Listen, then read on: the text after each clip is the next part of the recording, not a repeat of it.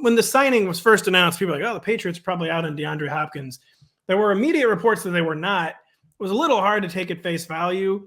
It's easier to take at face value now, though, that we know that Devontae Parker's contract was really not real. Right. What do we think of the Patriots still pursuing DeAndre Hopkins? Would this be a good or bad outcome? Those two things are the same. So I don't. Good point. It would be good. It would be good. I will say that. I really want DeAndre Hopkins to end up in the New England offense. I don't really care about Parker. I don't care about Juju. Like, Hopkins' profile is that of a target dominator. Those two guys I just named are not going to challenge him, I don't think, for alpha status in this offense. He's familiar with the offense, with Bill O'Brien's offense. Apparently, all the issues he had with O'Brien are now under the bridge. We're thankful for that. And, look, I don't like to say it, but I have to reiterate it. Mac Jones is probably good. He's probably good. I'm not sure about that. No, he's probably good. He everything What? says Where's this coming from? As a rookie, everything pointed to him being good, not great, but good. And that's all DeAndre Hopkins needs is a good quarterback. So let's get this done. I want to see him there.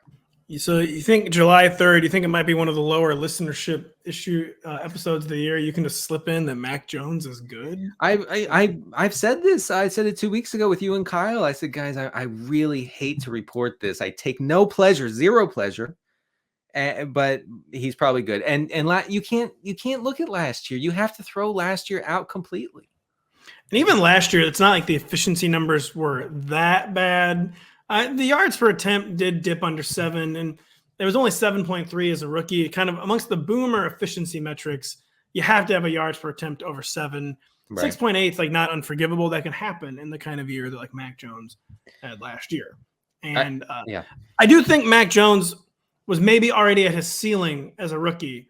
But as a rookie, that ceiling looked like maybe like the 14th or 15th best quarterback in the NFL, which might sound like damning with faint praise, but like if you're the 14th or 15th best quarterback in the NFL, you're going to be starting for at least 7 or 8 years usually. Oh, sure. So yeah, he might be good. He might be good-ish.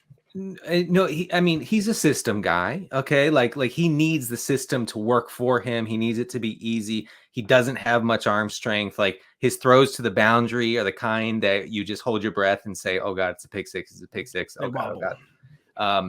Not the strongest type throw. It's like he has like a Garoppolo arm, but he can be. I know. And but Garoppolo has had success in good systems. So Hopkins going as wide receiver 22 in underdog drafts right now.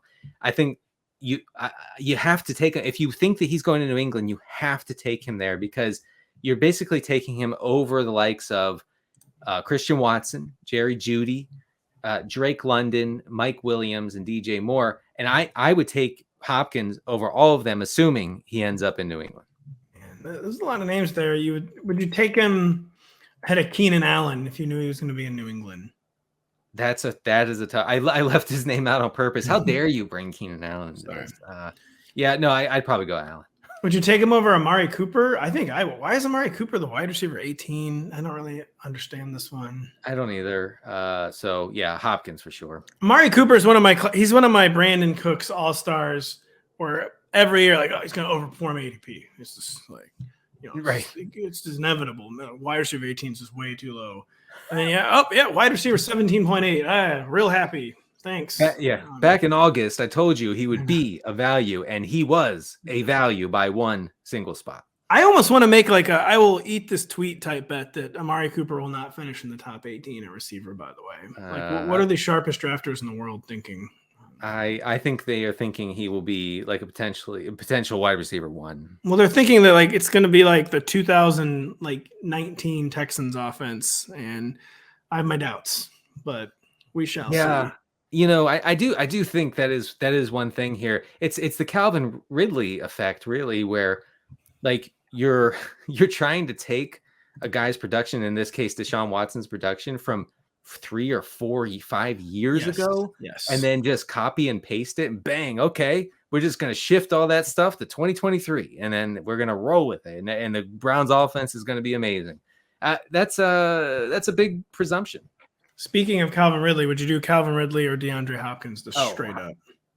Hopkins, it's not even in the realm of possibility. I would say Calvin Ridley over him. I think Ridley's one of the more overdrafted players in fantasy right now.